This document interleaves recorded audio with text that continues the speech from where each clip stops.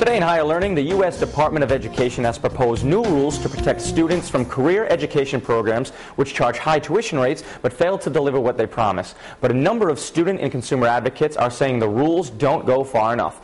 Here to talk about the issue is Peter Kerwin from the Rhode Island Higher Education Assistance Authority. Good morning, Peter. Good morning, Ben. So in the past we've talked about these for-profit colleges. Is there any way the government can kind of reform some of these abuses, or are they getting involved right now? They are. They're starting to. What they've done is introduce rules and regulations at the Department of Ed to kind of address some of these issues. I mean, one of the big things you're seeing now in this economy is that a lot of students are looking for career education programs that are going to help them get a good job. And a lot of these institutions, for-profit institutions, are out there telling people, you know, oh, you're going to get a fabulous job at the end of the rainbow, and they're just not delivering.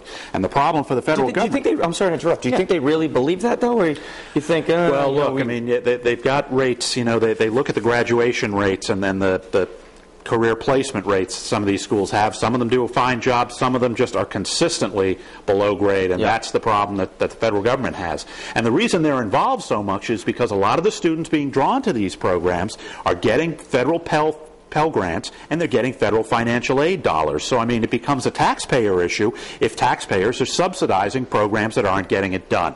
I was going to say that's when it becomes a big issue. Yeah. Is when it starts affecting taxpayers, because whether or not you have kids or not, if it affects a taxpayer, it affects a taxpayer. Exactly, and you don't want to see them subsidizing programs that are deliberately overpromising and under-delivering. So, I mean, that's what's going on. And, I mean, the Obama administration's jumped in and started to do some rules and regs.